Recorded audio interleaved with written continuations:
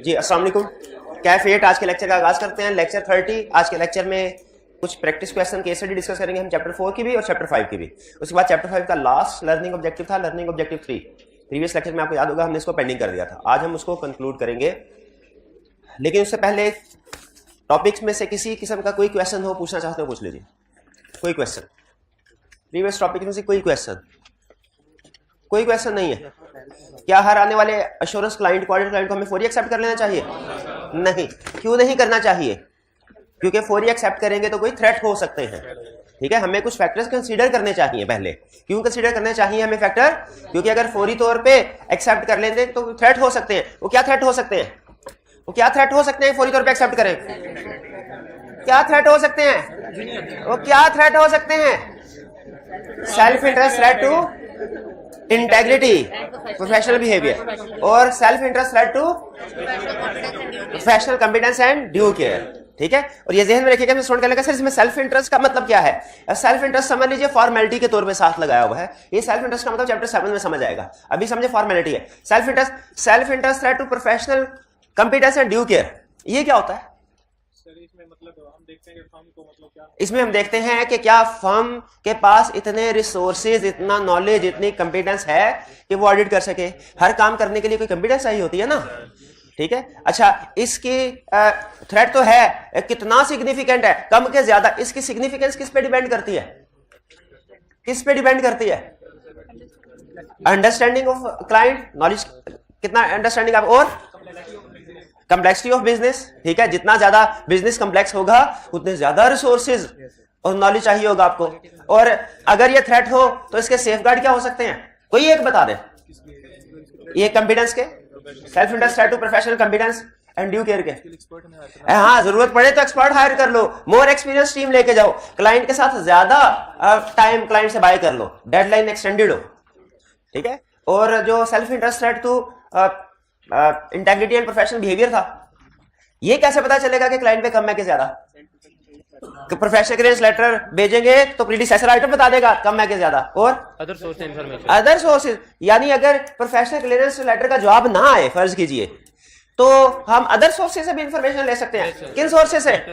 Internet वगैरह से, और कुछ बाजू का डाटाबेस मेंटेन हुए होते हैं, उन डाटाबेस से फर्म के अपने क्वालिटी कंट्रोल प्रोसीजर से पता चल सकता है।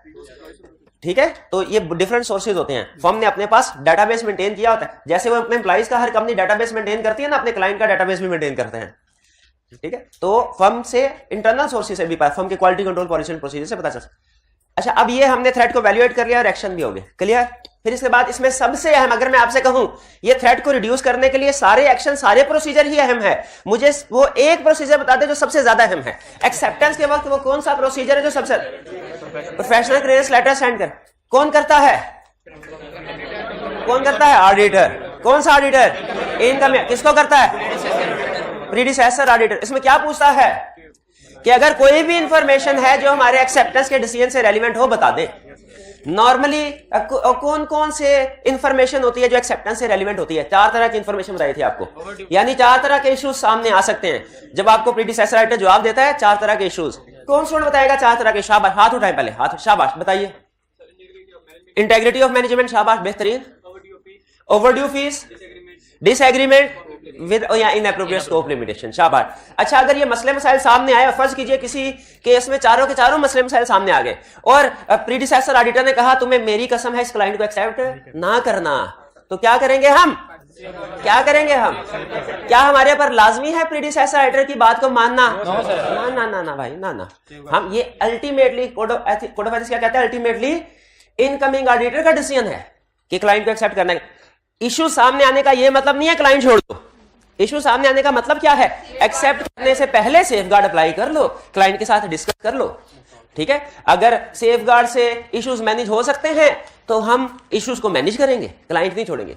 लेकिन फर्ज कीजिए अगर कोई सवेयर केस है और सेफगार्ड से भी इश्यू मैनेज नहीं हो सकते तो क्या करेंगे? एक्सेप्ट नहीं करेंगे। ठीक है, ये क्विक सी समरी थी हमारे चैप्टर 5 की। कोई क्वेश्चन इसमें पूछना चाहते हो पूछ ले। हाइब्रिड क्लासरूम नंबर 4 में कोई क्वेश्चन?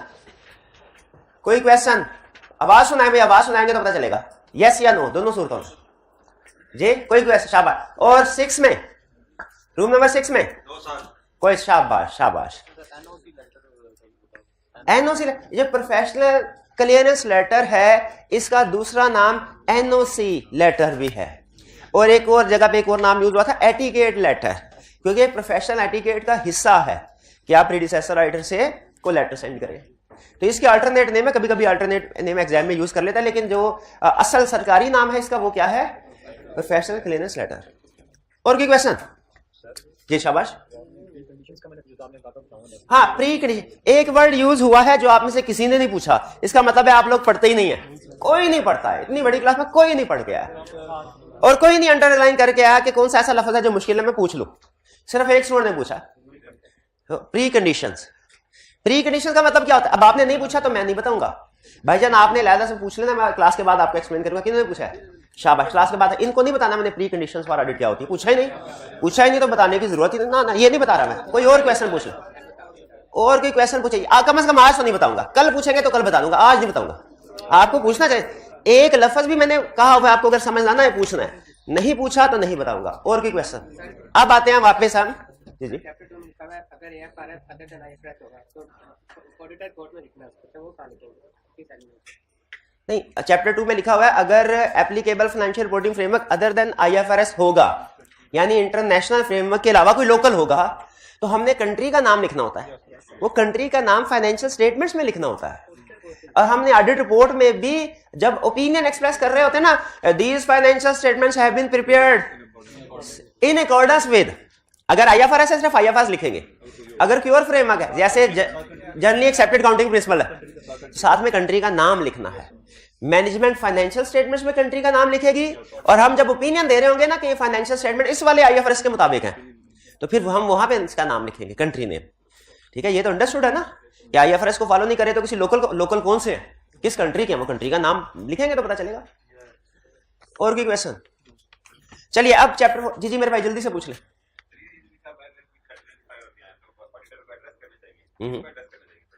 किसको एड्रेस? अच्छा, यहां पे लिखा हुआ है अगर थ्रेट्स आइडेंटिफाई हो तो ऑडिटर को ये थ्रेट एड्रेस करने चाहिए। इन्होंने कहा जी एड्रेस किसको करने चाहिए? यहां पे लफ्ज एड्रेस का मतलब कम्युनिकेट करना नहीं है, लफ्ज एड्रेस का मतलब है रिजॉल्व करना, उनका हल करना तलाश। ठीक है, ये एड्रेस का वर्ड बार बार आएगा हमारे स्लिप, तो इस एड्रेस का मतलब जब भी मैं आपसे कहूं कि इस इश्यू को एड्रेस करना है, इस थ्रेट को एड्रेस करना, मतलब रिजॉल्व करना, कम्युनिकेट करना इसका मतलब, हालांकि वो भी होता है लेकिन वो दूसरी सेंस, एड्रेस ही, एड्रेस वो उधर होता है रिपोर्ट में। और कोई क्वेश्चन? कोई छोटा सा क्वेश्चन भी जेहन में ना पूछ लिया कीजिए, बात का छोटे छोटे क्वेश्चन कंसेप्ट को आगे चल के प्रॉब्लम क्रिएट करते हैं। अच्छा, अब हमने पास्ट पेपर्स की केस स्टडीज को डिस्कस करना है, क्वेश्चन को डिस्कस करना है। दो तरह के, चैप्टर 4 चैप्टर 5। पहले कौन सा चैप्टर करें? कितने स्टूडेंट का? चैप्टर 4 करें पहले केस स्टडी, कितने का? पहले 5 करते हैं जी पहले, चले ठीक है 5।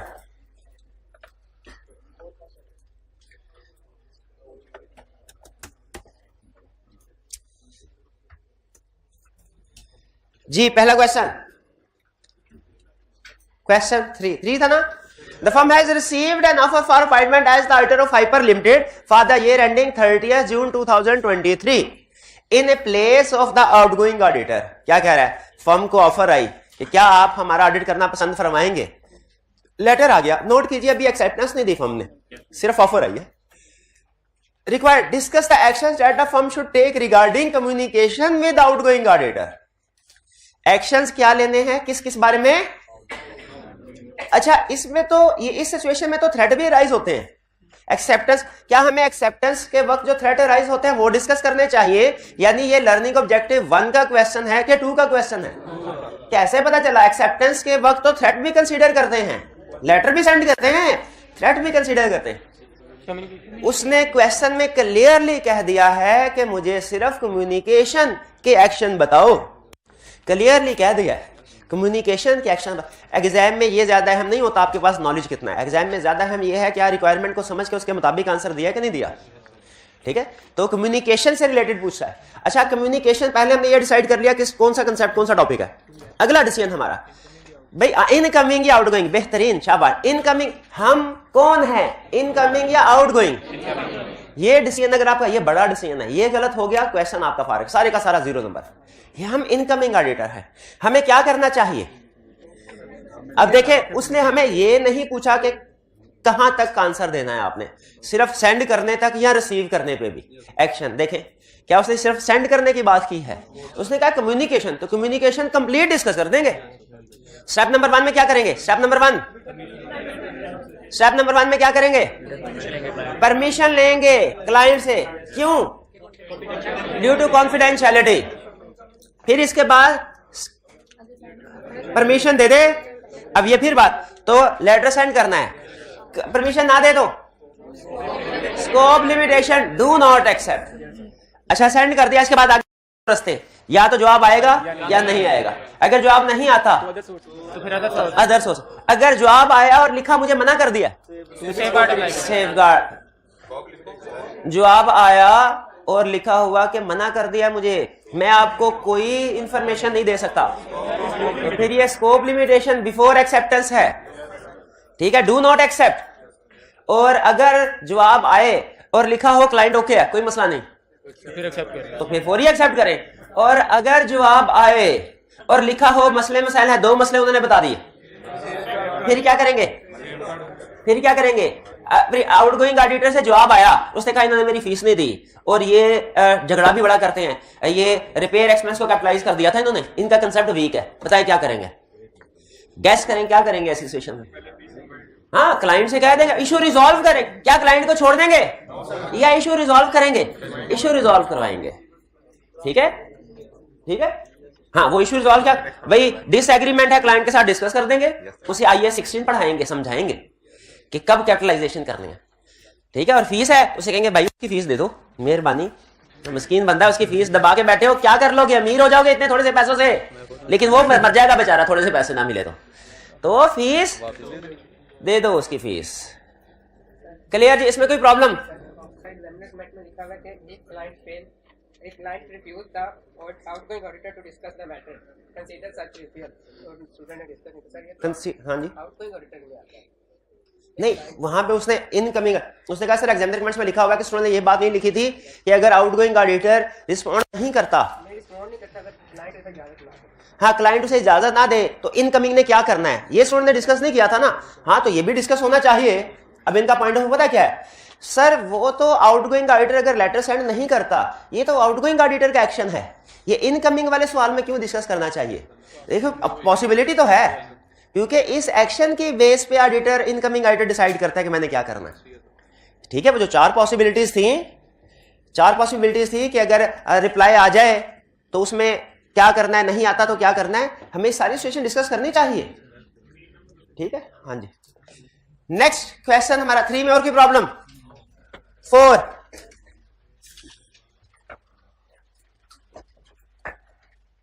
अब ये केस स्टडी लग रही है कि रिप्रोडक्शन का क्वेश्चन लग रहा है?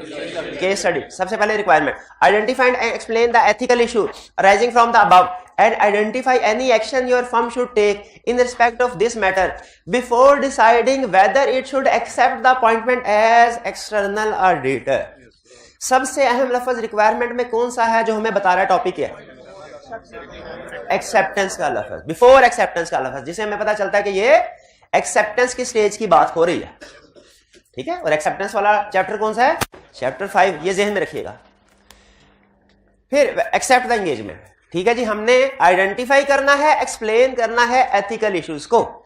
ठीक है। एथिकल इश्यूज, इसका मतलब क्वेश्चन के 2 हिस्से हो गए, एक एथिकल इश्यूज को आइडेंटिफाई करना है और दूसरा एक्शंस भी बताने हैं। इस पे एग्री करते हैं? रिक्वायरमेंट समझ रहे हैं? एथिकल इश्यूज को आइडेंटिफाई भी करना है और एक्शंस भी बताने हैं। आइडेंटिफाई को भी अंडरलाइन कर लें और एक्शंस को भी अंडरलाइन कर लें बिफोर। ठीक है जी, बताते हैं। Your firm has been approached by Snipe Limited to accept. अच्छा, एक चीज में रखिएगा, अभी तक मैं केस स्टडी में आपका जिस चीज पे काम कर रहा हूं ना, वो ये चीज है इश्यूज को आइडेंटिफाई करना, कि क्या आप केस स्टडी में क्रिटिकल इश्यूज आइडेंटिफाई करने के काबिल हैं कि नहीं। अभी तक मैंने उसकी प्रेजेंटेशन के ऊपर ज्यादा काम नहीं किया, आपको ज्यादा फोकस में नहीं करवाया। पहले मैं ये देखना चाहता हूं आप क्रिटिकल एनालिसिस कर सकते हैं, इश्यूज आइडेंटिफाई कर सकते हैं कि नहीं, क्योंकि ये ज्यादा अहम डिसीजन है। प्रेजेंटेशन की बाद में कोई प्रॉब्लम नहीं है, तो इसलिए अगर आप इश्यूज आइडेंटिफाई कर लेते हैं किसी भी केस स्टडी को सामने रख के, लेकिन उसको उस तरीके से प्रेजेंट नहीं कर पाते जिस तरीके से सोल्यूशन दिया गया है, तो इसमें परेशान होने की बात नहीं है। ये आपका फॉल्ट नहीं है, ये मेरा फॉल्ट है। क्यों भला? अभी तक मैंने वो चीज आपको प्रॉपरली सिखाई ही नहीं। ठीक है, सिर्फ मेन कुछ स्टेप्स बताए हुए हैं, जैसे रिपोर्ट की केस स्टडी में पहले इवैल्यूएट डिसुएशन, फिर इवैल्यूएट सिग्निफिकेंस, फिर इंपैक्ट ऑन रिपोर्ट बता दो। ठीक है, जिस जगह पे भी इफेक्ट आ रहा है, लेकिन एग्जैक्ट उसकी लाइन, उसकी ड्राफ्टिंग, वो भी उसके ऊपर मैंने काम नहीं कर पाया। तो आपने इश्यूज, और बड़ा डिसीजन याद रखें यही है कि आप इशू आइडेंटिफाई कर लें। तो इश्यूज अभी आइडेंटिफाई कर लें। Your firm has been approached by Snipe Limited to accept appointment as external auditor for the year ending 30th June 2011. इसमें कोई इशू? कोई इशू नहीं है, पक्का कोई प्रॉब्लम? अच्छा आगे चलते हैं। In the auditor's report on financial statement for the year ended 30th June 2010, the previous auditor issued a qualified opinion due to disagreement over accounting policy for inventory valuation. इसमें कोई issue? Disagreement with predecessor auditor. Predecessor idea के साथ disagreement है। अब बताइए, हमें पता चल गया इस चीज के ऊपर झगड़ा हो रहा है, तो हमें भी फौरन क्लाइंट एक्सेप्ट कर लेना चाहिए कि क्लाइंट को बिठा के पहले इन्वेंट्री वैल्यूएशन का ट्रीटमेंट डिस्कस कर ले, ट्रीटमेंट डिस्कस कर ले। तो पहला इशू आ गया हमारा, कौन सा इशू?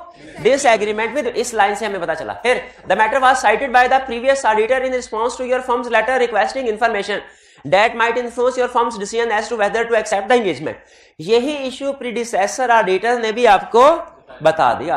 अच्छा, ये सेम इशू दो जगह से कंफर्म हो गया, लेकिन याद रखें कि अगर वो कोई एक बता देता ना, वो हमारे लिए सफिशिएंट इंफॉर्मेशन है। अगर वो सिर्फ ये कह देता ऑडिट रिपोर्ट में मॉडिफाइड ओपिनियन है, वो भी सफिशिएंट था हमारे लिए इशू आइडेंटिफाई करने के लिए।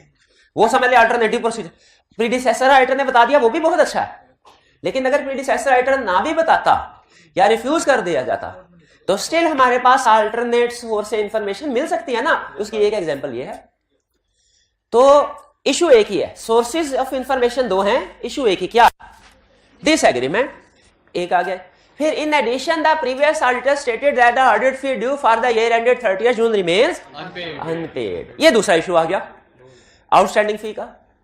ठीक है, अब मुझे आप ये बता दीजिए, दो इश्यूज है इसमें, कौन कौन से दोबारा से बताइए? डिसएग्रीमेंट और अनपेड फी। डिसएग्रीमेंट आप क्लाइंट के साथ कैसे रिजॉल्व करेंगे? क्लाइंट के साथ डिस्कस कर ले, सर ये IS 2 पड़ा है, ये रिक्वायरमेंट है, ये देखें, डिस्कस कर ले। और इसके बाद जो अनपेड फी है, ये कैसे रिजॉल्व करेंगे? क्लाइंट से कहें सर फीस पे करें, जब तक फी नहीं करेंगे हम एक्सेप्ट नहीं करेंगे। ये हमारे कोर्स ऑफ ये बेसिक एनालिसिस, आपके इश्यूज आइडेंटिफाई करके बेसिक एक्शन दे रहा हूं। जब सोल्यूशन में देखे उसमें कोई कंप्लीट सेंटेंस फॉर्म में लिखा हो, तो वो आपने उसको रीड कर लेना, वो नॉर्मल है। असल मसला ये नहीं है कि आपने शॉर्ट लिखा कि लेंथी लिखा। पहला मसला ये है कि आप इश्यूज को आइडेंटिफाई कर लें, फिर इसके बाद नेक्स्ट स्टेज पे जाके हम इसको एक्सप्लेन करना सीखें। लेकिन याद रखिए, जब मैं आपको बाद में सिखाऊंगा ना इसको प्रेजेंट कैसे करना है केस स्टडीज को, तो आपने फिर उस फॉर्मेट को फॉलो करना है। ये ना हो आदत बन जाए सिर्फ की पॉइंट हाईलाइट करने की और आइडेंटिफाई करने की, और उसी के मुताबिक हमेशा क्वेश्चन सॉल्व करें। नहीं, स्टेप नंबर 1 इशू आइडेंटिफाई करना है, ठीक है, केस स्टडी को सॉल्व करना पहला, फिर उसको प्रेजेंट करना, प्रेजेंटेशन हमारा नेक्स्ट स्टेप होगा। क्लियर जी? जी क्या इससे इंटेग्रिटी पे डाउट क्रिएट हो रहा है? देखिए, क्लियरली उसने क्वेश्चन में इंटेग्रिटी के बारे में इंफॉर्मेशन नहीं दी, इसलिए हम सिर्फ डिसएग्रीमेंट की हद तक रखेंगे इसको, ठीक है। लेकिन ये बहरहाल अगर हमें पता चले कि इंटेंशनली यानी जानबूझ के एक स्पेसिफिक अकाउंटिंग ट्रीटमेंट को फोकस किया जा रहा है, फिर उससे इंटेग्रिटी का इशू क्रिएट हो सकता है। लेकिन अभी हमें केस स्टडी का रूल है, गिवन इन्फॉर्मेशन के अंदर रहना है, उससे बाहर नहीं जाना। तो हम इस इन्फॉर्मेशन से बाहर, गिवन इन्फॉर्मेशन में 2 इश्यूज हमारे लिए सफिशिएंट हो गए, 3 नंबर के साथ यही बहुत है। अगर ज्यादा मार्क्स होते तो फिर हम शायद इंटेग्रिटी को भी डिस्कस कर लेते हैं। जी, यहाँ पे एक वर्ड यूज हुआ ओपिनियन शॉपिंग। ओपिनियन शॉपिंग क्या है? भाई ये हमारा ऑडिटर है, मैं क्लाइंट हूं, भाईजान नाराज नजर आ रहे हैं, क्या खैर है? उनका सर मिस स्टेटमेंट है, आप लोग करेक्ट ही नहीं कर रहे। अच्छा तो रहने देना मिस स्टेटमेंट। कहते हैं नहीं सर मैं क्वालिफाइड ओपिनियन दूंगा। मैंने कहा अच्छा क्वालिफाइड ओपिनियन, अच्छा किया पहले ही बता दिया। पहले बता दिया जाता है ना कि एंड पे रिपोर्ट दी जाती है। अगर मिस स्टेटमेंट स्कोप लिमिटेशन आया ऑडिट के दौरान में, एज सून एज पॉसिबल बताया जाता है कि एंड तक वेट कराया जाए। मैंने कहा बहुत अच्छा किया। अब मैं मार्केट में और भी ऑडिट फर्म थे, मैंने कहा सर ये सिचुएशन है, इसमें आप अगर आप हो तो क्या करेंगे? इन्होंने कहा सर हम क्वालिफाइड ओपिनियन देंगे। हमने कहा आप भी फारिग, आप क्या करेंगे? क्वालिफाइड ओपिनियन देंगे। आप भी फारिग, आप क्या करेंगे? इन्होंने कहा सर आप क्या चाहते हैं? मैंने कहा यही बंदा ढूंढ रहे थे हम, यही हीरा ढूंढ रहे थे हम। मैंने कहा हम अनमोडिफाइड ओपिनियन चाहते हैं। कहा हो जाएगा सर, हो जाएगा साहब। इनको पॉइंट इनको रिमूव कर दिया। बाज़ औक़ात मिड ऑफ द ऑडिट भी रिमूव कर लेते हैं, या बाज़ औक़ात एजीएम का इंतजार कर लेते हैं, एजीएम में इनको रिमूव करके उनको पॉइंट कर लिया हमने। ये प्रैक्टिस है ओपिनियन शॉपिंग के, ऑडिट फर्म से अपनी मर्जी का ओपिनियन निकलवाने की कोशिश करना। ये है ओपिनियन शॉपिंग। और आपको पता है मार्केट में हर तरह के लोग होते हैं। जी ये तो ऑडिट की फीस का मसला, ये तो प्रीडिसेसर ऑडिटर की फीस का मसला है, वो तो इनकमिंग ऑडिटर सॉल्व कर देगा, लेकिन अगर उसकी फीस का मसला लास्ट में बन जाता है, ये तो उसके लिए रिस्क रहेगा। अगर प्रीडिसेसर राइटर की फीस पे नहीं हुई, ये उसका मसला है, हमारा मसला नहीं है। उसने हमें इशू बताया था, तो हम रिजॉल्व तो किसी तरह करवा ही लेंगे। हाँ, हम रिजॉल्व किसी तरह करवा लें। अगर ये हमारा मसला लास्ट में जाके बन जाता है, हमारा मसला बन जाता है। कर भला हो भला, अंत भले का भला, कर भला हो भला। समझ गए? आप प्रीडिसेसर राइटर की फीस क्लियर करवाएंगे, कल को सक्सेसर राइटर आपकी फीस क्लियर करवाएगा, क्योंकि वही कंसेप्ट उसके ऊपर भी अप्लाई होता है। एग्रीमेंट तो कर सकते हैं, क्योंकि रिस्क होगा। हाँ जी, बिल्कुल बिल्कुल ठीक है जी। तो हमारी फीस, क्योंकि जो रिक्वायरमेंट हम पे अप्लाई होती है वही रिक्वायरमेंट कल को आने वाले राइटर पे भी अप्लाई होती है। इसमें कोई प्रॉब्लम, मेन इश्यूज आइडेंटिफाई कर लिए आपने। आगे चलते हैं, क्वेश्चन 5। चलिए इसमें इश्यूज आइडेंटिफाई करें तो फिर मानूंगा कि आप एक्सेप्टेंस स्टेज के एक्सपर्ट हो गए। सबसे पहले बताइए, पढ़ के पता चला केस स्टडी के reproduction. Required in each of the above. जी जी जी जी, कुछ हाइब्रिड में से कोई क्वेश्चन पूछना चाहते हैं, पूछे जल्दी से मेरे भाई।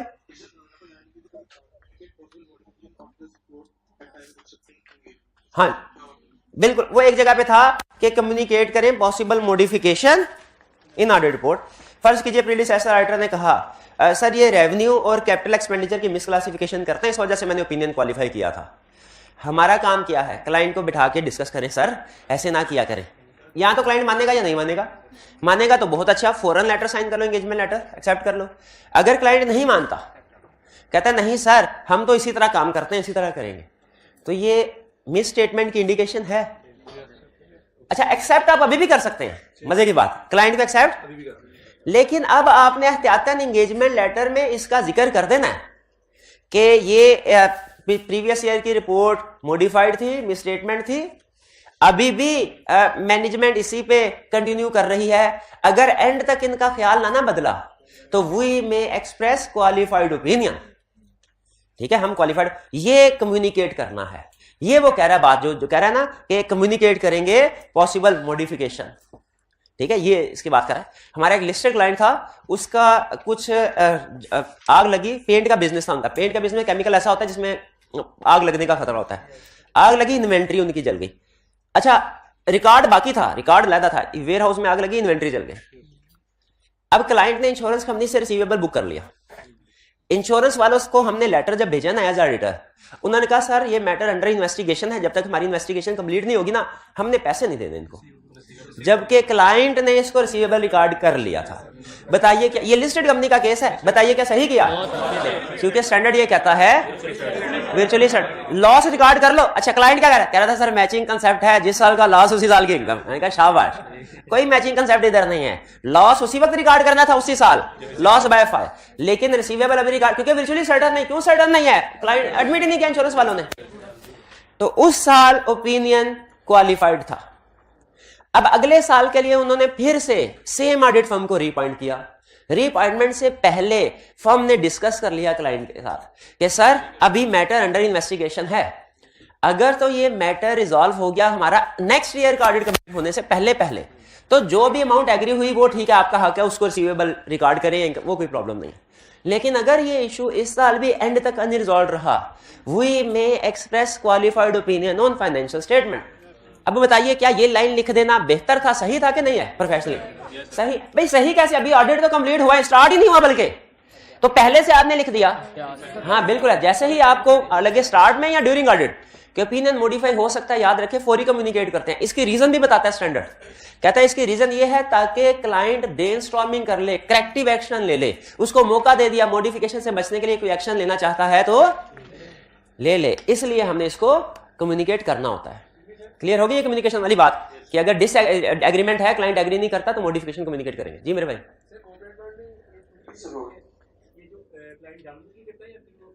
अच्छा देखिए, क्या क्लाइंट, उन्होंने कहा सर प्रैक्टिकली क्या क्लाइंट ये जानबूझ के करता है या नहीं?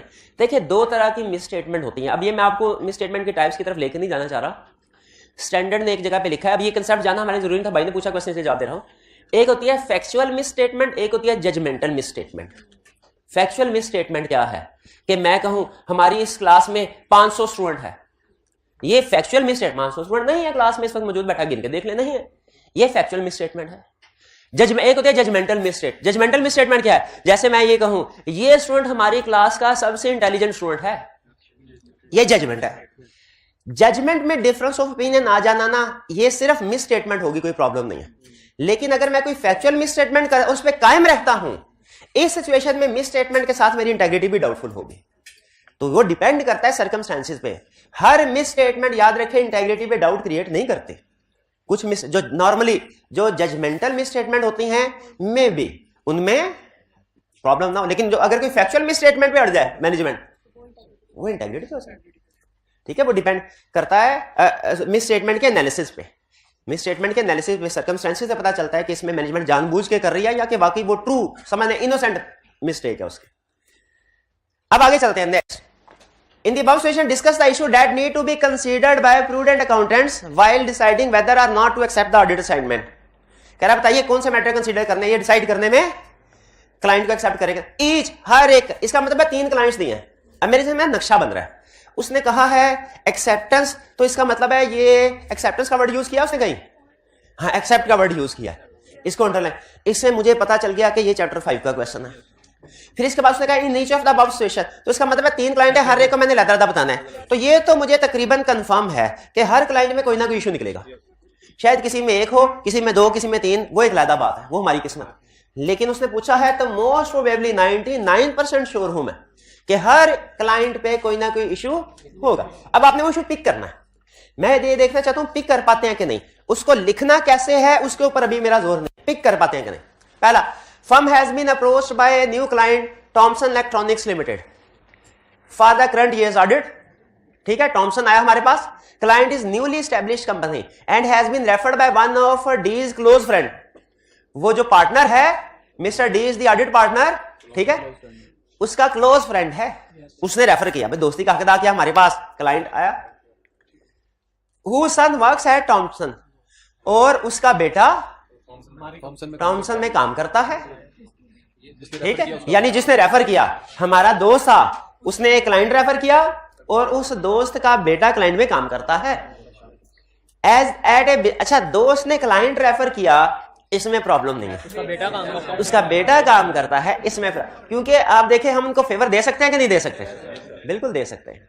तो ये इस सिचुएशन के लिए खास स्पेसिफिक वर्ड यूज होता है फेमिलियरिटी, कि आप ऑडिट फर्म में और क्लाइंट में एक फेमिलियरिटी होगी, फेमिलियर होंगे एक दूसरे के साथ, जान पहचान होगी इनकी।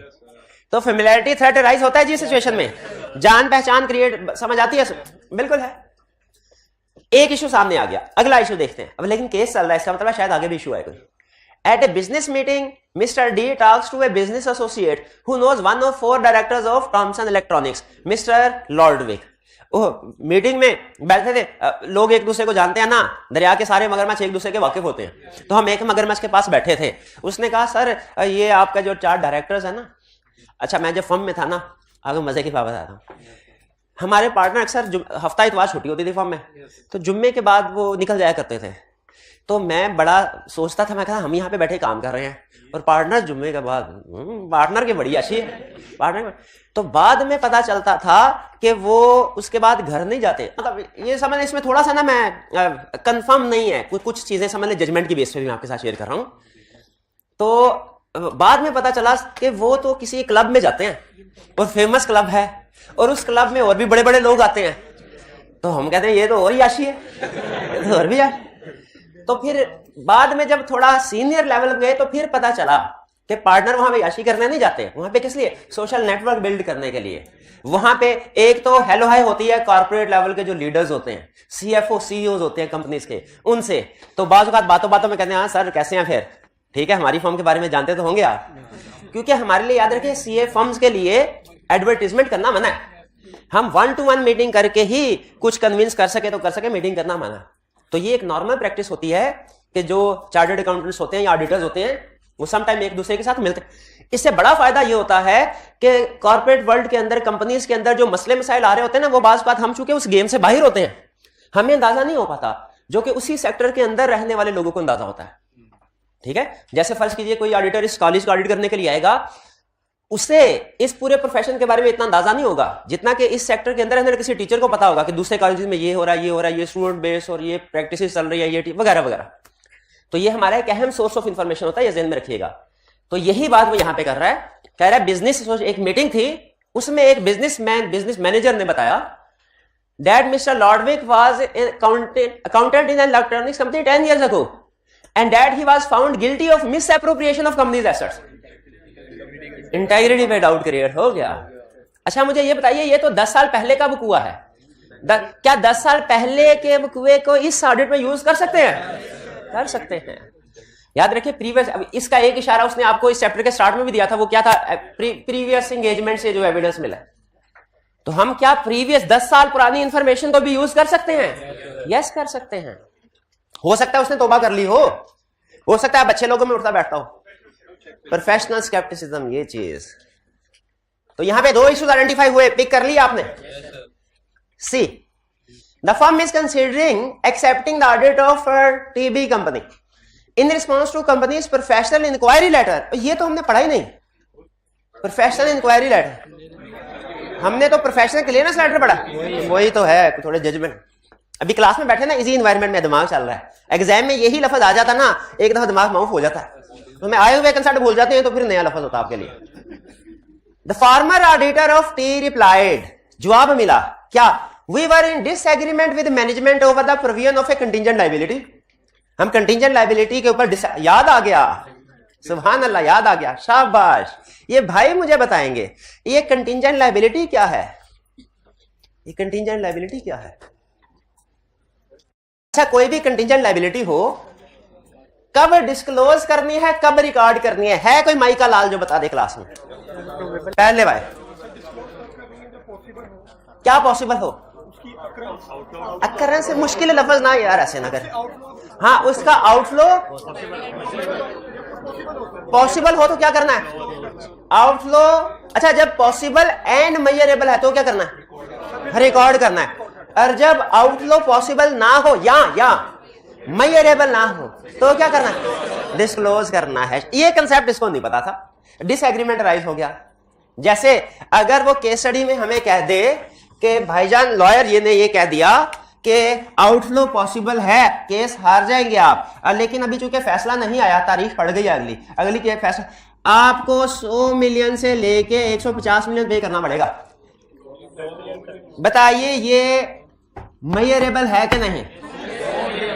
हाँ जी, 100 मिलियन की प्रोविजन रिकॉर्ड करनी है और जो ऊपर का 50 मिलियन है डिस्क्लोज, क्योंकि लॉयर जब ये रेंज देता है ना, इसका मतलब है ये अमाउंट तो कंफर्म है, ऐसे आगे वाली डिस्क्लोज है। ये कंसेप्ट इसको नहीं पता कंटिंजेंट लायबिलिटी का, ठीक है, ये कंसेप्ट नहीं पता। अच्छा, अगर लॉयर का जवाब है 0 से 100 फिर पूरे आंसर आएगा। कह रहा है ये कंसेप्ट क्लाइंट को नहीं पता।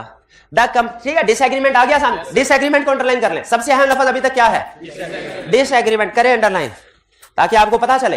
ये बताया था ना, वर्ड्स हैव पावर, शुरू में बताया। हर हमारे मुंह से जो भी लफ्ज निकलता है ना, याद रखिएगा, सच में बता रहा हूं ऑडिट से हटके, उसकी एक पावर होती है, उसका एक असर होता है। कुछ अल्फाज का असर ज्यादा होता है, कुछ अल्फाज का असर कम होता है। आपने सुना होगा भाई, उसने एक लफ्ज बोला गलत, दूसरे ने उसको कत्ल ही कर दिया, ठीक है, तभी ऐसे होता है ना, अल्फाज का इतना बड़ा असर होता है। उसी तरह जो एग्जाम के क्वेश्चन में भी अल्फाज होते हैं, उनका असर, कुछ अल्फाज ज्यादा पावरफुल है, कुछ लेस पावर। तो हमने क्या करना है, मैं आपको प्रैक्टिस क्या करना है, मोर पावरफुल उनको अंडरलाइन करते रहे। तो इसमें पावरफुल वर्ड कौन सा था? डिसएग्रीमेंट। फिर इसके बाद company owes us an outstanding balance payment of audit fee amounting to 12,500। इसमें भी हाँ, आउटस्टैंडिंग को भी अंडरलाइन करें, फी को भी अंडरलाइन करें। आउटस्टैंडिंग फी, 2 इश्यूज आगे सामने भाई, इश्यूज सामने आगे ना, हेडिंग मिल गई आगे तो आप फुड़का फुड़कू देते होते हैं ना, लिख देंगे ना इशू। क्या आगे भी एक्सप्लेन कर दूं कि डिसएग्रीमेंट का क्या करना है और आउटस्टैंडिंग फीस का क्या करना है, बता दूं कि पता है आपको? लिख लेंगे, चलें बता दे, नो प्रॉब्लम। किसका बताऊं? बताए, नाम लो ना किस इशू का। डिसएग्रीमेंट, क्लाइंट के साथ बैठ के डिस्कस करेंगे करेक्ट अकाउंटिंग ट्रीटमेंट, और कन्विंस करेंगे कि वो करेक्ट अकाउंटिंग ट्रीटमेंट को फॉलो करें, और अगर नहीं करता तो communicate modification in engagement letter. और किसका बताऊं? फीस का भी बता दे। Client should be requested to pay fee of predecessor auditor, और अगर क्लाइंट पे नहीं करता तो डू नॉट एक्सेप्ट। क्लियर? और भी कुछ बता, खत्म, 2 इश्यूज थे, शाबाश। नहीं, मैं कह रहा हूं तीसरा भी था ना बोल। C, one of the existing clients of Prudent Master Records public limited company ये अमेरिका में लिमिटेड नहीं कंपनी के एंड पे लिखा जाता, पब्लिक लिमिटेड पीएलसी लिखा जाता है। तो ये बात का वहां के क्वेश्चन में आपको ये लफ्ज नजर आएगा।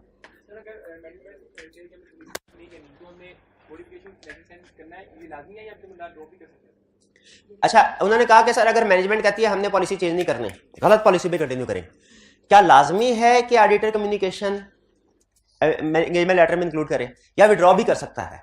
ऑडिटर की जजमेंट है, दोनों कर सकता है। विड्रॉ करना चाहे कर सकते हैं, आप चाहे तो हर क्लाइंट से को कहें भैया मैंने एक्सेप्ट नहीं करना, भाग जाओ, चाहे तो ऐसे कर लें। लेकिन अगर आप उस क्लाइंट को एक्सेप्ट करते हैं तो फिर एंगेजमेंट लेटर में मॉडिफिकेशन लिखना लाजमी होगा। अगर एक्सेप्ट करते हैं फिर मॉडिफिकेशन लिखना लाजमी है। See, one of the existing clients of Prudent Master Recorder is planning to establish a new business unit. तो क्या है, जहां पे पुराने बिजनेस यूनिट वहां पे ये भी चलता रहेगा, हमें क्या है नई ब्रांच ही ओपन कर रहा होगा। It would be a film archive for outsourcing all kinds of entertainment all over the world. Film archive पता नहीं क्या, कोई फिल्म से रिलेटेड बिजनेस। डिज्नी तो ऑडिट क्लाइंट नहीं आ गया, स्टार प्लस का लगता है ऑडिट क्लाइंट आ गया है। सल्लू भाई से मुलाकात का चांस है। आगे चलते हैं, आगे क्या कह रहा है? कह रहा है the company would be implementing high-tech technology, high-end technology and computer system to maintain the inventory of films. High technology, हम तो टेक्नोलॉजी के बहुत एक्सपर्ट है, ऐसा ही है, हम टेक्नोलॉजी के एक्सपर्ट है कि नहीं? बेसिक नॉलेज होता है, हमें आईटी पढ़ाई जाती है बेसिक, लेकिन एक्सपर्ट नहीं है। अभी आपकी जजमेंट है, अगर आपको लगे कि जितना नॉलेज आपके पास है उस नॉलेज की बेस पे आप इस टेक्नोलॉजी को हैंडल कर सकते हैं तो ठीक है, वरना आपको एक्सपर्ट हायर करना पड़ेगा। ठीक है, जो कि आपको बताएगा। जैसे छोटी सी एग्जांपल देता हूं, पहले हमारा जो एलएमएस सिस्टम होता है ना, उसमें एक जगह पे 2-3 क्लिक करें तो एक जगह पे आता है नंबर ऑफ स्टूडेंट्स कितने हैं किस कोर्स में। ठीक है, आप तो चूंकि यूज करते हैं, मे भी आपको भी इसका पता हो, टीचर्स को भी पता, एडमिन, लेकिन जो ऑडिट करने के लिए आएगा वो काउंटिंग का ऑडिट का एक्सपर्ट तो होगा, क्या वो ऑनलाइन एलएमएस का एक्सपर्ट होगा? नहीं होगा। तो क्या उससे अगर हम बता दें सर हमारे तो नंबर ऑफ स्टूडेंट्स हैं 25,000, इस कोर्स में कितने स्टूडेंट है 25,000, और वो रिप्रेजेंटेशन लेटर पे साइन करके अनमोडिफाइड ओपिनियन दे दें, ठीक है, उससे क्या 2 प्रोसीजर ऐसे जो उसे परफॉर्म करने चाहिए थे, हालांकि उसका नॉलेज नहीं था, फिर भी वो मिसस्टेटमेंट। एक एक्सपर्ट को हायर कर लेता जो इस एलएमएस को जान। दूसरा क्या, वो एक एनालिटिकल प्रोसीजर परफॉर्म करता, आईकैप के स्टैटिस्टिक्स के साथ हमारे स्टैटिस्टिक्स कंपेयर कर लेता। भाई ये प्रीवियस 3-4 साल से जो स्टैटिस्टिक्स आ रहे हैं इस सब्जेक्ट के, तो जो नंबर ऑफ स्टूडेंट्स होते हैं वही 3,500-4 हजार होते हैं, टोटल स्टूडेंट 25,000 कैसे आ गया? 3,500। हमने कहा सॉरी सर 3,500 पकड़े गए ना सर, ये 25,000 नहीं, ये 2,500 था। तो फिर भी उसने कहा भाईजान 2,500, 4,000 टोटल है, 2,500 आप हैं, तो आप अकेले 2,500, तो बाकी सारे टीचर फारिग बैठे हैं क्या? उनके स्टूडेंट। एनालिटिकल प्रोसीजर, ठीक है, इसका मतलब है हमारी फिगर मिसस्टेटेड है, हमारी फिगर गलत है, ये एनालिटिकल प्रोसीजर है। क्लियर? ये आपको एग्जांपल दी थी ना चिप वाली, ऑडिट करने के लिए गया, वो 8 GB की चिप थी, वो यूएसबी, लेकिन अभी चूंकि कवर नहीं, पैकिंग नहीं हुई थी, तो उसको कह दिया 256 की है। उसने भी चेक नहीं किया, 256 की भी वैसी नजर आती है आप अगर यूएसबी इस्तेमाल करें, और 16 GB वाली भी उतनी नजर आती है बज़ाहिर देखने में। तो इसीलिए इस तरह का अगर हाई टेक क्लाइंट हो तो क्या करना चाहिए? एक्सपर्ट को। तो यहां पे हमें मुझे इस टेक्नोलॉजी के लफ्ज से पता चल गया एक्सपर्टीज की जरूरत है। कंपिटेंस का इशू आ गया, कंपिटेंस का, कि हमारे पास कंपिटेंस नहीं। फिर इसके बाद the management of Master Records wants Mister D who is audit partner for the company to conduct the audit for the new business unit from current year onward. वो चाह रहे हैं कि मिस्टर डी जो है ये ऑडिट करें। इसमें कोई इशू है? इसमें कोई इशू है पक्का? हाँ, न्यू बिजनेस है तो बिल्कुल हमें ये देखना चाहिए हमारे में कंपिटेंस है कि नहीं, एक ये, और इसी के एक्शन में कहने के एक्सपर्ट को भी एंगेज करना पड़ेगा, क्योंकि ये जो नया बिजनेस है ये एक्सपर्टीज रिक्वायर करता है। फिर कह रहे हैं although Mr. D is excited about this new project, he has doubts over firm's competence for conducting such an audit. उसके बाद डाउट्स हैं, बिल्कुल वही बात है। तो इसमें मेन इशू क्या था? हाँ जी, कि न्यू क्लाइंट आया है, न्यू बिजनेस, क्या हमारे पास इसकी एक्सपर्टीज है कि हम इसको कर सके? और हमें इसमें दूसरी चीज क्या थी कि हमें इसमें एक्सपर्ट को इन्वॉल्व करने की जरूरत पड़ेगी। ठीक है, अच्छा, मैंने ये दोनों इश्यूज हेडिंग्स दे के अलग-अलग बताए हैं, ये ज्यादा बेहतर प्रेजेंटेशन है। अगर आईकैप का आप सॉल्यूशन कभी देखें ना तो उसमें नॉर्मली हेडिंग्स नहीं देता, वो पैराग्राफ 1 पैराग्राफ 2 बस ये करता है। इश्यूज यही डिस्कस करेगा, लेकिन हेडिंग्स नहीं देगा। हेडिंग्स दे के पेपर प्रेजेंट करना मेरे ख्याल में ज्यादा बेहतर है, आप इसी को फॉलो करें तो बेहतर। जी 5 क्लियर हो गया, कोई प्रॉब्लम इसमें? कोई प्रॉब्लम नहीं है जी। मेरे पार्ट बी के अंदर फेमिलियरिटी थ्रेट क्यों नहीं आया? देखिए डिसएग्रीमेंट है ना, मैंने अभी बताया डिसएग्रीमेंट हमेशा जरूरी नहीं कि वो इंटेग्रिटी पे ही डाउट क्रिएट करता हो, वो डिपेंड करता है सर्कमस्टेंसेस पे। हम नेचर ऑफ मिस स्टेटमेंट को देख के अंदाजा लगाते हैं, ठीक है। तो वो चूंकि यहां पे उसने नहीं बताया इसलिए हम डिस्कशन को उस तरफ नहीं लेके गए जब तक इंटेग्रिटी के बारे में कोई क्लियर इंफॉर्मेशन नहीं देगा। जैसे देखें, इसको ए को और बी को कंपेयर करें। ए में क्लियरली उसने बताया है कि इंटेग्रिटी का इशू है, फ्रॉड्स, मिस एप्रोप्रिएशन, इससे क्लियर पता चल रहा ना आपको इंटेग्रिटी का इशू है। जबकि बी में उसने क्लियर इंफॉर्मेशन नहीं दी, वो इंफॉर्मेशन नहीं दी, तो इसीलिए हमने डिसएग्रीमेंट है तो इसमें लाजमी नहीं हमेशा इंटेग्रिटी का इशू है। जब तक क्वेश्चन में इंटेग्रिटी की बात नहीं करेगा, इंफॉर्मेशन नहीं देगा, हमने उस तरफ बात नहीं लेके जाने। क्वेश्चन 4 के अंदर क्यों डिस्कस किया है? क्वेश्चन 4 में क्या था? नहीं, क्वेश्चन 4 में तो नहीं, उसमें भी 2 इश्यूज हैं, डिसएग्रीमेंट है और पेंडिंग फी। हाँ 5 के ए में किया, 4 में नहीं किया। और 5 के ए में किस वजह से किया? क्लियर इंफॉर्मेशन दिया उसने। हाँ ठीक है, वो इसको आप रहने दीजिए डाउट।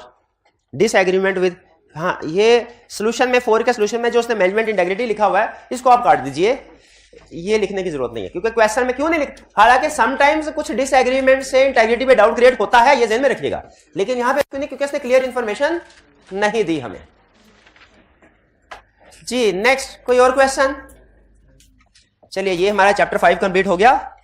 अच्छा, अब आगे चलने से पहले मैं चाह रहा हूं कि छोटा सा जो कंसेप्ट है हमारा ये कंप्लीट कर लें, ताकि एंड में टाइम की कमी की वजह से कंसेप्ट रह ना जाए। पिछली दफा भी ऐसी हुआ था ना, केस स्टडी डिस्कस करते करते कंसेप्ट रह गया। प्रूडेंट अकाउंटेंट इस केस स्टडी में हमारा एग्जिस्टिंग था, जो नया इनकमिंग एग्जिस्टिंग कहते हैं जो इस वक्त काम कर रहा हो, और यानी समझ ले प्रीडिसेसर ऑडिटर। एग्जिस्टिंग कौन होगा? प्रीडिसेसर, जो इस वक्त ऑडिटर है, और इनकमिंग नया आने वाला। आपको टर्म्स बताई थी ना, इनकमिंग ऑडिटर, सक्सेसर ऑडिटर, ये टर्म्स अलग है नए आने वाले ऑडिटर के लिए, और जो प्रीवियस होता है ऑडिटर उसके लिए आउटगोइंग, प्रीडिसेसर और एग्जिस्टिंग, ये अल्फाज इस्तेमाल होते हैं, ये ध्यान में रखिएगा ये अल्फाज। अच्छा, फिर है वर्क कंप्लीमेंट्री टू। अच्छा, इसमें ये जो हेडिंग है ना, ये हेडिंग मिसलीडिंग है। आपने सीला में पढ़ा होगा प्रोस्पेक्टस में मिस स्टेटमेंट के हवाले से। गलती 3 तरह की होती है, एक होता है एरर, एक होता है ओमिशन, एक होता है मिसलीडिंग।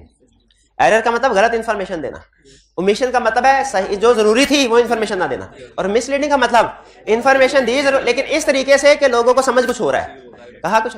तो यहाँ पे ये जो हेडिंग दी है ना, ये मिसलीडिंग है, गलत नहीं है, लेकिन यहाँ पे हेडिंग आई कैप की बुक में है इसलिए मैंने भी एज इट इज फिट कर दी, लेकिन ये मिसलीडिंग है। हेडिंग क्या है? वर्क कंप्लीमेंट्री या additional to existing chartered accountant. कहना क्या चाह रहा है कि हमारा एक एग्जिस्टिंग चार्टर्ड अकाउंटेंट है, हम उससे हटके उसके अलावा किसी से काम करवाना चाहें तो क्या होगा? देखिए हेडिंग का मतलब ये है ना, work additional to existing chartered accountant. Existing chartered accountant है हमारे पास, ऑडिट कर रहा है, फिर उसके अलावा कोई काम करवाना चाहे तो उस सिचुएशन से रिलेटेड है। लेकिन ओरिजिनल कोड ऑफ एथिक्स अगर आप पढ़े ना, उसमें उसने इसका 2 अल्फाज में पूरा कंसेप्ट और ज्यादा अच्छे तरीके से कंसेप्ट बता दिया। वो क्या है? Second opinion. भाई डॉक्टर के पास गए, डॉक्टर ने कहा ये सर्जरी होगी, सर्जरी का ऑपरेशन होगा, तो हम परेशान हो गए। हमने कहा अच्छा लाहौर ले हमने कहा क्या फौरी तौर पे उन्हें कहना चाहिए कि जी सर्जरी करें? सेकंड ओपिनियन, किसी और प्रोफेशनल से भी पूछ लेना चाहिए। मसला क्रिटिकल हो ना तो किसी कंसल्ट कर लेना चाहिए किसी और, इसे कहते हैं सेकंड ओपिनियन। कंसेप्ट ये है जो हमें सिखा रहा है, अगर एग्जिस्टिंग चार्टर्ड अकाउंटेंट और क्लाइंट के दरमियान में कोई डिसएग्रीमेंट है, एग्जिस्टिंग चार्टर्ड अकाउंटेंट ने कहा मिस स्टेटमेंट है, क्वालिफाइड ओपिनियन आएगा, और मैनेजमेंट ने कहा सर ये मिस स्टेटमेंट नहीं है, क्वालिफाइड ओपिनियन नहीं आएगा। उन्होंने कहा जी डिस्क्लोजर आएगा, मैनेजमेंट कह रही है कंटीजेंट लायबिलिटी है, मैनेजमेंट कह रही है डिस्क्लोजर आएगा, ऑडिटर कह रहा है प्रोविजन रिकॉर्ड होगी, दोनों में डिसएग्रीमेंट हो गया। क्या किसी से सेकंड ओपिनियन ले लेना चाहिए? ये याद रखें, सेकंड ओपिनियन क्लाइंट लेगा, ऑडिट फर्म नहीं लेगी। ऑडिट फर्म तो पक्का है, वो तो ज्यादा एक्सपर्ट होती है ना, हमें अपने बारे में कोई डाउट नहीं है, मैनेजमेंट को डाउट होता है। मैनेजमेंट निकलती है बाजार में और किसी चार्टर्ड अकाउंटेंट फर्म से पूछ सकती है कि सर इस सिचुएशन में बताइए हमें क्या ओपिनियन आएगा। याद रखिए, सेकंड ओपिनियन का ये मतलब नहीं सेकंड ऑडिट। सेकंड ओपिनियन का मतलब ये है सिर्फ सर्कमस्टेंसेस किसी के सामने रख के उससे मशवरा लिया जा रहा है आपके मुताबिक इस सिचुएशन में क्या होगा। किसी दूसरे डॉक्टर को फाइल ले जाके दिखाए ना, तो इसका ये मतलब नहीं है कि हम फौरी तौर पे तैयार हो गए कि इलाज इसी से करवाना है, या मशवरा लिया जा रहा है सिर्फ। तो सेकंड ओपिनियन में मशवरा लिया जा रहा है ताकि क्लाइंट की तसल्ली हो जाए। ठीक है, यहां फर्ज कीजिए हो सकता है कि ये अगर ऑडिटर कर रहा था, फर्ज कीजिए रेयर केस में, तो ऑडिटर की तसल्ली हो जाए। यहां पे सबसे बड़ा रिस्क ये है कि जब दो लोगों की लड़ाई होती है, डिसएग्रीमेंट होता है, और एक बंदा किसी तीसरे के पास जाता है, वो ये तो बताएगा उसके साथ क्या गलत हुआ है, खुद क्या तबाही फेर के आया ये कभी नहीं बताएगा। तो चांसेस है कि मैनेजमेंट जब किसी चार्टर्ड अकाउंटेंट फर्म के पास जाएगी तो उसे सारे हालात नहीं बताएगी, ऑल फैक्शन इंफॉर्मेशन नहीं बताएगी, बल्कि कुछ इंफॉर्मेशन देगी, कुछ इंफॉर्मेशन छुपा लेगी। अब ये कंसेप्ट बेसिकली जो बना है ना, ये कंसेप्ट सेकंड, ये याद रखिएगा, ये ना मैनेजमेंट के पॉइंट ऑफ व्यू से बना है, ना एग्जिस्टिंग चार्टर्ड अकाउंटेंट के पॉइंट ऑफ व्यू, ये बना है उस पर्सन से जो सेकंड ओपिनियन दे रहा है। सेकंड ओपिनियन दे रहा है क्लाइंट को उस पर्सन के पॉइंट ऑफ व्यू से। लॉ इसे क्या कह रहा है? लॉ इसे कह रहा है भाई देख, जैसे ही तुम्हारे पास कोई भी क्लाइंट आए ना जो आके कहे सर हमारा एग्जिस्टिंग चार्टर्ड अकाउंटेंट जो है वो बड़ा तंग करता है हमें, है उसको कुछ भी नहीं पता, उसको इतना भी नहीं पता कि इन्वेंट्री की लाइफों के ऊपर वैल्यूएशन कैसे करते हैं, तो आप जरा उसको क्लियर कर दीजिए। सेकंड, जब कोई क्लाइंट हमारे पास आए तो जहन में रखिएगा रिस्क है कि वो सारी बात हमें नहीं, वो ऐसी बात बताएगा जो उसके पॉइंट ऑफ व्यू को फेवर कर रही होगी। अगर हम सिर्फ एक ही बंदे की बात सुन के फैसला कर लेंगे तो थ्रेट है क्या कि हम एक कंपिटेंट और ड्यू केयर के साथ एडवाइस नहीं दे सकेंगे। अगर आप कभी भी किसी एक बंदे की बात सुन के फैसला कर लेते हैं तो उसमें रिस्क है क्या कि आपकी एडवाइस, आपका फैसला कंपिटेंट और ड्यू केयर के साथ नहीं, बल्कि आपने नेग्लिजेंस के साथ फौरी तौर पर फैसला कर लिया। और ये threat to professional competence and due care क्यों राइज होता है? इसलिए कि आपके पास कंप्लीट इंफॉर्मेशन नहीं है। आधी इंफॉर्मेशन इस पार्टी की तो है, दूसरी पार्टी की आधी इंफॉर्मेशन नहीं है। तो कोड ऑफ एथिक्स आपको बताता है कि इस सिचुएशन में आपने क्या करना है। पहली चीज जो प्रपोज, एक और नाम आ गया प्रपोज्ड अकाउंटेंट। अब ये प्रपोज्ड अकाउंटेंट किसको कह रहा है?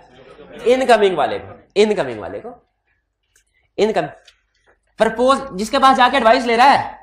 प्रपोज चार्टर्ड अकाउंटेंट नोटिफाई करेगा, लेटर लिखेगा एग्जिस्टिंग चार्टर्ड अकाउंटेंट को, जिसमें उसे रिक्वेस्ट करेगा कि आपका क्लाइंट हमारे पास आया, जरा हमें कंप्लीट इंफॉर्मेशन दे दीजिए। एग्जिस्टिंग चार्टर्ड अकाउंटेंट क्या करेगा? वो रेलिवेंट इंफॉर्मेशन दे देगा। फिर जो प्रपोज चार्टर्ड अकाउंटेंट है वो उस इंफॉर्मेशन जो एग्जिस्टिंग की तरफ से या जो क्लाइंट की तरफ, दोनों को सामने रख के अपना एक ओपिनियन देगा। इस सिचुएशन में मिस स्टेटमेंट बनती है कि नहीं, क्वालिफाइड ओपिनियन आता है कि नहीं, और इस ओपिनियन की एक कॉपी क्लाइंट को तो देगा, साथ ही साथ एग्जिस्टिंग अकाउंटेंट को भी दे देगा। Transparency of information, clear. ये एक तरह से कंसेप्ट प्रोफेशनल क्लियरेंस लेटर से मिलता जुलता है, अगर आप देखेंगे ना उससे मिलता जुलता है, लेकिन बार कंसेप्ट डिफरेंट है। तो ये समझ आ गया आपको सेकंड ओपिनियन क्या चीज है। इसको आईकैप ने किस नाम से लिखा हुआ है?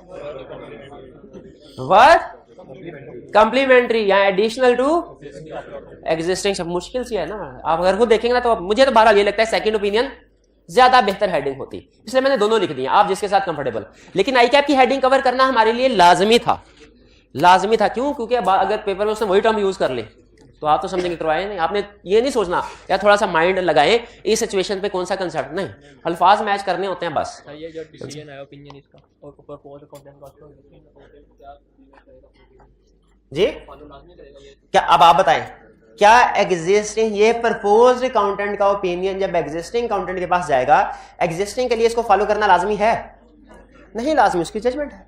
किसी भी एक अकाउंटेंट का ओपिनियन दूसरे के ऊपर लाजमी नहीं है। और कोई क्वेश्चन? क्लियर? ये चैप्टर 5 भी कंप्लीट। चलिए फिर अब टाइम है हमारे पास, तो इस टाइम का टाइम बिल्कुल है, 5 मिनट नहीं है, 8 मिनट हैं। 8 मिनट में देखिए 2 केस स्टडीज बड़े आराम से हो जाएंगी।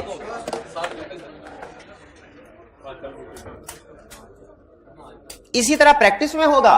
प्रैक्टिस में आपको पता है कुछ स्टूडेंट ऐसे होते हैं जो पास हो जाते हैं कुछ पेपर में।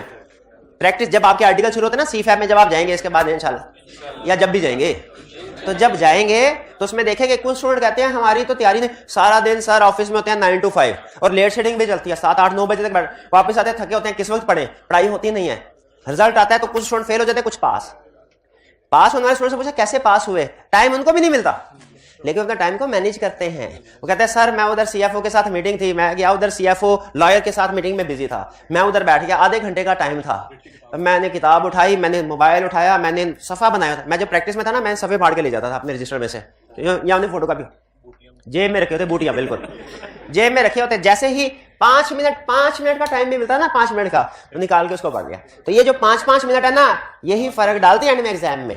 अब आप कहेंगे सर 5 मिनट, तो 5 मिनट में क्या होता है, तो इमटेरियल है।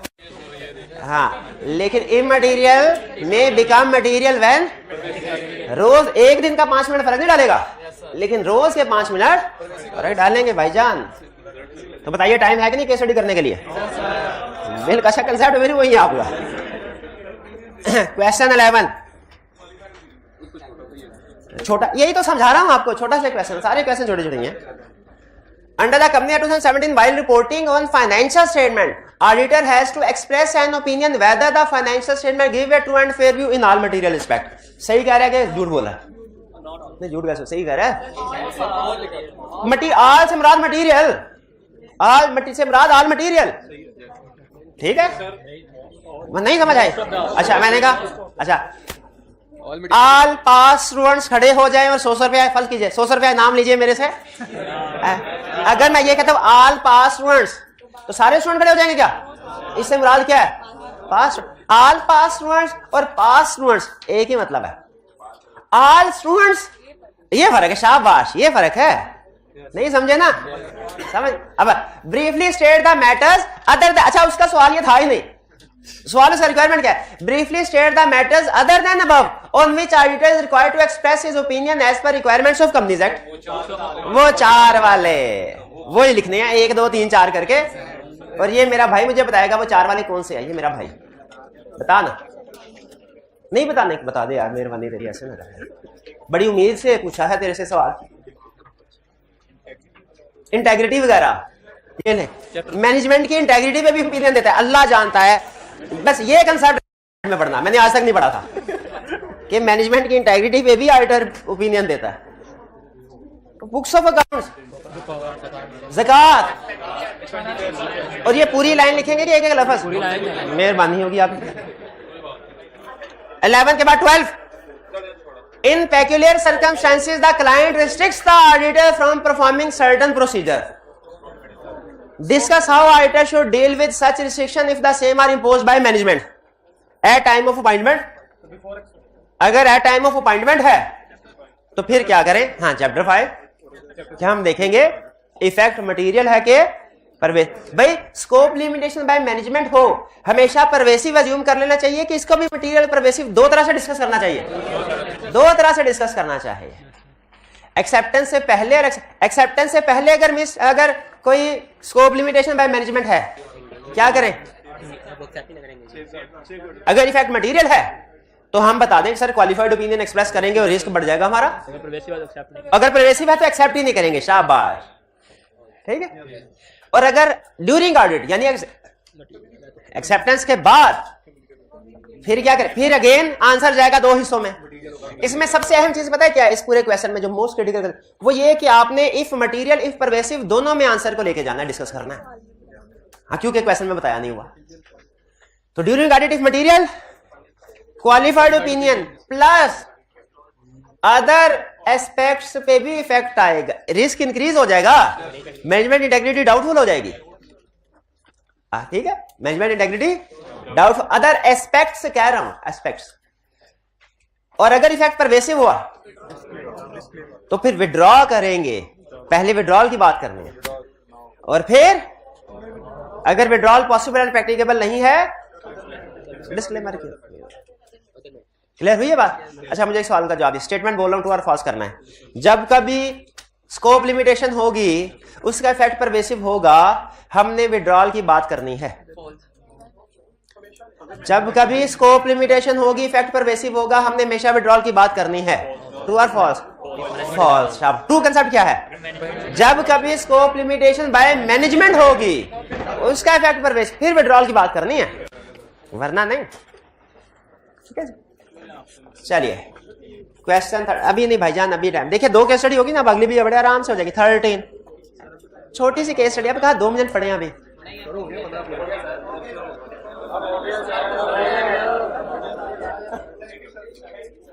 चले मर्जी है भाई आपकी। चलिए ठीक है, आज आपके जख्म अभी खड़े हैं इसीलिए हम ज्यादा इन पे हाँ जी नमक नहीं छिड़क रहे, मरहम रख रहे हैं। आपको आज जल्दी छुट्टी देते हैं। आज का लेक्चर यहाँ खत्म करते हैं। अल्लाह हाफिज।